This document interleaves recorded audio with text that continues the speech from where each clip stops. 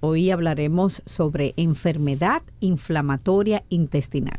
Nos acompaña nuestra proctóloga, la doctora Ruiz, que estará desarrollando este tema tan interesante en el día de hoy. Doctora, vamos a comenzar paso a paso. ¿Qué es una enfermedad inflamatoria intestinal y qué lo causa? Ok. Se denomina al término de enfermedad inflamatoria intestinal a un grupo de enfermedades que, como su nombre lo indica, inflaman el tubo digestivo. Hay dos principales que son las más frecuentes. Está la colitis ulcerativa y está la enfermedad de Crohn. Las dos tienen síntomas similares. Debemos poder descartarlas, pero sí tienen cosas que la particularizan. Por ejemplo, la colitis ulcerativa está determinada al colon y al recto, en donde hay inflamación de la mucosa del intestino con ulceraciones. La enfermedad de Crohn, todo lo contrario, puede afectar desde la boca hasta el ano. Y afecta ya la profundidad de las paredes del intestino, no solamente la mucosa. Ambas tienen sintomatologías similares. Pueden presentar los pacientes pérdida de peso, diarrea, presencia de sangre al evacuar, fatiga, debilidad muscular, dolor abdominal, distensión abdominal. Son síntomas muy vagos, pero que cuando el paciente los presenta debemos sospechar la enfermedad inflamatoria intestinal. Siempre y cuando haya algunos factores predisponentes de la misma, nosotros podemos sospecharlo y empezar a hacer todas las cosas que hacemos para poder diagnosticarlas. Estas enfermedades regularmente se ven en pacientes jóvenes. Ya a los 30 años, regularmente estos pacientes son diagnosticados. No quiere decir que en algunas ocasiones ya en pacientes mayores podemos verla, pero regularmente son enfermedades que se diagnostican a temprana edad. Ya a los 30 años los pacientes son diagnosticados. Regularmente el paciente acude porque ve que está perdiendo mucho peso, porque ve que tiene diarreas que no son controlables. Esto hace que el paciente tenga mucha fatiga, que tenga anorexia, que es falta de apetito, y esto trae como consecuencia desnutrición, pérdida de peso y deficiencia de muchos minerales y vitaminas. Estos pacientes regularmente tienen anemia ferropénica por falta de hierro y también anemia por falta de vitamina B, porque no se absorben bien en el tubo digestivo y entonces presentan este tipo de deficiencias. Es muy importante poder identificarla porque trae a desnutrición y esto trae otras consecuencias que posteriormente se puede conversar. Pero si el paciente se alerta al momento de evacuar con sangre, de tener los cólicos, el disconfort, y hace que entonces llegue a donde nosotros y podamos ayudarlo. El diagnóstico se hace con la pesquisa de la sospecha clínica y con la colonoscopía y la endoscopía. No solamente se hace la colonoscopía, porque como te mencioné, la enfermedad de Crohn puede verse desde la boca hasta el ano, y entonces podemos descartar otras enfermedades también haciendo la pesquisa de ambos estudios. Se hace la biopsia y entonces podemos hacer el diagnóstico. En algunas ocasiones la enfermedad inflamatoria intestinal, específicamente el Crohn, se ve en el intestino delgado y ameritamos otros estudios secundarios que se pueden hacer para poder hacer el diagnóstico, como son las tomografías, las resonancias o enteroresonancia específicamente. También está la cápsula endoscópica, en donde a través de un dispositivo que el paciente se traga, se graban las imágenes y podemos ver si hay alguna lesión en lo que es el intestino delgado, que es en donde no llega ni el endoscopio ni el colonoscopio. Pero si tenemos la sospecha de la enfermedad, lo podemos hacer y hacer el diagnóstico. El diagnóstico específico o determinado se hace con la biopsia. Se hace al momento de hacer la biopsia y posteriormente entonces hacemos ya el tratamiento de estos pacientes. ¿Cuándo o a qué se debe de que una persona con esta enfermedad inflamatoria intestinal comienza a dolerle las articulaciones? ¿A qué se debe eso?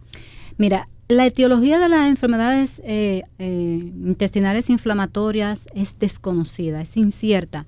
Antes se hablaba de la edad, de los factores dietéticos, de una dieta pobre en fibra y algunas otras cosas, pero no ha sido cierto lo que es específicamente lo que lo produce. Sí hay un factor inmunitario en donde el cuerpo, su sistema inmunológico ataca las células del intestino cuando ubica alguna bacteria específica, pero también ataca las células intestinales normales y las inflama. Entonces, sí, esta teoría de la enfermedad inmunitaria o del complejo inmunitario atacando al intestino hace que también se presenten otras manifestaciones extraintestinales, como son dolor en las articulaciones, dolor en la musculatura. Estos pacientes pueden hacer uveitis, que es inflamación en la úvula. Tenemos que mandar al oftalmólogo, a poder descartar estas enfermedades también. El odontólogo también debe ver estos pacientes por las deficiencias nutricionales que estos tienen para poder hacer prevención de cualquier otra enfermedad. Y es una enfermedad que te puede atacar tu organismo completo, no es que se queda específicamente en el intestino, principalmente la enfermedad de Crohn, porque ya la colitis ulcerativa sí es más específica de lo que es el colon y el recto, pero incluso la enfermedad de Crohn tiene manifestaciones perianales también. Hay pacientes que llegan y con una fisura sencilla y normal que cualquiera piensa que es una fisura normal, pero nosotros hay cosas que nos alertan y nos hacen sospechar la enfermedad, fisuras que son atípicas, que son laterales, que son grandes, que son muchas veces sin dolor, en algunos estadios de la enfermedad nos hacen alerta. Estas fisuras pueden hacer fístula, pueden hacer absceso, es decir, que cualquiera piensa que es otra enfermedad, pero hay que descartar la enfermedad inflamatoria intestinal antes de accionar. Pero ¿qué pasa? Bueno, usted, proctóloga, ¿a qué nivel llega el paciente? Porque, como todo el mundo es médico, comienza a decir, no, eso fue que te cayó algo mal, por eso tiene está extendido tu vientre. Está extendido. No, eso fue que tomaste leche, ahora seguramente después de viejo te está cayendo mal la leche. Y usted sabe, doctora, ¿verdad? Ya le estoy dando las prescripciones que hacen la gente, en vez de ir donde el que sabe. Entonces comienza a presentarse todo esto y comienza a decir, le sale una fístula, le dice, tú estás estreñido, vamos a cambiar para que comas ahora frutas y todo esto. Cuando se pierde tiempo en la enfermedad inflamatoria intestinal, ¿hasta qué punto puede llegar? Bueno, ya ahí tendríamos que empezar a hablar de las complicaciones de las enfermedades inflamatorias intestinales, pero si de repente nunca llegan primero al proctólogo. Regularmente, como escuchaste, las principales manifestaciones son gastrointestinales y el paciente llega de primera intención al gastroenterólogo. Gracias a Dios, ¿verdad? Porque el gastroenterólogo son médicos capacitados incluso son los primarios en el tratamiento de la enfermedad inflamatoria intestinal. Ya el proctólogo regularmente cae cuando el paciente tiene complicaciones de la misma. Entonces, el paciente llega al gastroenterólogo porque tiene manifestaciones de diarrea, pérdida de peso, falta de apetito, sangrado al evacuar y muchas veces con intolerancia a la lactosa, como tú bien lo dices, porque el asunto es que tenemos el intestino inflamado. El enterocito, que es la célula primaria funcional del intestino, está inflamado. Por lo tanto, la mayoría de los alimentos no lo puede absorber bien. Hay disconfort, distensión, dolor abdominal y el paciente llega al gastroenterólogo. El gastroenterólogo tiene un arsenal de herramientas para poder hacer el diagnóstico y regularmente es quien hace el diagnóstico. Ya cuando nos refieren a nosotros un paciente con enfermedad inflamatoria intestinal está diagnosticado y ellos empiezan con un grupo de tratamiento. El tratamiento en general comienza con darle suplementos nutricionales al paciente para poder sustituir el déficit que tiene. Se colocan de primera intención antiinflamatorios esteroideos para bajar la inflamación del intestino y con mucha frecuencia el paciente cede con esto. Hay otro grupo de medicamentos que se utilizan para poder mejorar la enfermedad inflamatoria intestinal como la mesalazina y ya otros que son más especializados en pacientes que son reacios a la enfermedad y al tratamiento, en donde se ponen medicamentos inmunomoduladores, como ya te expliqué, que ataca el sistema inmunitario, y también ya unos de última generación, como los biológicos, que se utilizan ya para atacar de una forma más específica esta enfermedad. Son medicamentos que son controlados, de alto costo, debes estar en el programa de alto costo de nuestro país para poder tenerlo a través de las sociedades y los médicos gastroenterólogos. Entonces ya nos llegan a nosotros complicados, diagnosticados, pero que han sido reacios al tratamiento con algunas complicaciones. Me voy a las complicaciones. La enfermedad inflamatoria intestinal, colitis ulcerativa, puede presentarse lo que es el megacolon tóxico, en donde hay una distensión importante del intestino delgado, una inflamación, puede llegar a necrosis de la mucosa intestinal, perforación del intestino, peritonitis, y es una real emergencia. Es una real emergencia en pacientes que muchas veces no están en las mejores condiciones. Al margen, debo de mencionar que las enfermedades inflamatorias no son enfermedades mortales, pero sí son enfermedades que si se complican pueden poner en peligro la vida del paciente.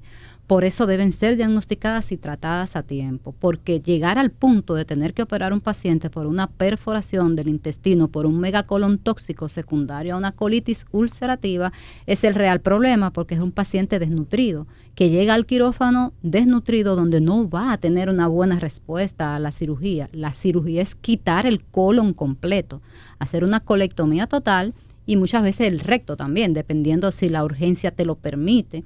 Y el paciente quedará con una ileostomía, puede ser temporal, si posteriormente el paciente puede reconstruirse, y permanente si posteriormente no se puede. Una ileostomía es colocar una bolsita a través del abdomen y sacar el intestino delgado y que el paciente evacúe de por vida o temporal a través de esta.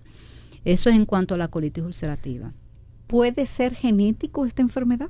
Hay algunos factores hereditarios que se han estudiado en donde familias enteras con enfermedad inflamatoria intestinal pueden tenerla. Es decir, aquella persona que tenga una historia familiar de que en alguno de su familia tiene una enfermedad inflamatoria, puede ser. Debe tenerlo en cuenta eso, en cualquier debe tenerlo momento. en cuenta y hacer la prevención, haciendo las colonoscopías a tiempo y tratando de poder identificar los síntomas a tiempo para poder ir a tiempo y poder tomar tu tratamiento en un momento en que pueda ser no curable, sino controlable, porque la enfermedad no es curable.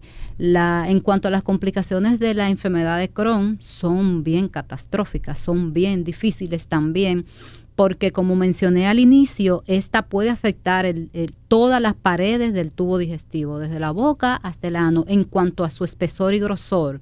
Esto hace que estos pacientes puedan tener complicaciones que en 2/3 de las partes de los pacientes que tienen colitis ulcerativa terminan en cirugía en algún momento de su vida, el 2/3, porque las complicaciones de esta lo hacen y son las estenosis, como afecta toda la pared del intestino, puede estrechar el intestino, pueden perforarse, pueden hacer fístulas, tienen las manifestaciones perianales que son dan mucho trabajo, los abscesos, las fístulas y entonces el paciente termina yendo a cirugía en algún momento. Lo recomendable sería que el paciente tuviera la enfermedad controlada en el momento en que vaya a cirugía. Los pacientes pueden mejorar y hacer episodios y exacerbación en algún momento, es intermitente, regularmente cuando pueden tener buen control. Si el paciente no lleva su tratamiento, estos que están, por ejemplo, con biológicos, si de repente dejan de colocarse una u otra dosis, pueden hacer recaídas. Y en esas recaídas, entonces comienzan las complicaciones. ¿La enfermedad inflamatoria intestinal puede diagnosticarse a cualquier edad? Regularmente es frecuente diagnosticarla en pacientes jóvenes. Aquel que va a tener una enfermedad... ¿Más o menos de qué edad? Aquel que va a tener una enfermedad inflamatoria intestinal ya a los 30 años está diagnosticado. Es raro uno poder ver esta, no es que no se vea, ya en pacientes por encima de 50 años. La mayoría de los pacientes son jóvenes. Así es. ¿Y puede afectar más hombres que mujeres o por igual? Es indistinto. Ok. Es indistinto, puede afectar a ambos, pero más sin embargo, mis pacientes son más hombres que mujeres. Pero sí dice que es indistinto, pero lo veo más en hombres que en mujeres a lo largo de mi experticio médico. Cuando se tiene esta enfermedad inflamatoria intestinal, ¿qué alimentos no debe de consumir este paciente? Mira, tienen que procurar evitar aquellos alimentos que sean irritantes. Todo lo que te pueda inflamar el intestino, tienes que procurar evitarlo, porque de por sí ya tú tienes una enfermedad que es inflamatoria. Entonces debes procurar alejar de ti el café, que es irritante, el picante, la pimienta, las cosas muy condimentadas, muy sazonadas, aquellos que producen gases, porque tú sabes que una de las sintomatologías es distensión, disconfort abdominal y cólicos. Todo lo que te aumente gases en el tubo digestivo debes tratar de eliminarlo, como la leche, el queso, el yogur, el repollo, el brócoli, el huevo, el aguacate, las vainitas. Pero, usted sabe que le hago esta pregunta porque si tiene un déficit nutricional, entonces al quitar todos estos alimentos... Es difícil. Es difícil, doctora. Es difícil, pero para eso está la suplementación. Hay algunos pacientes que tienen el intestino tan inflamado que en muchas ocasiones tienen que ser alimentados a través de sondas nasogástricas o incluso aquellos que están hospitalizados, nutrición parenteral a través de las venas para poder darle la sustitución alimentaria a los pacientes. Es bien difícil la situación. Bueno, doctora, para nosotros poder tomar preguntas, nos gustaría que usted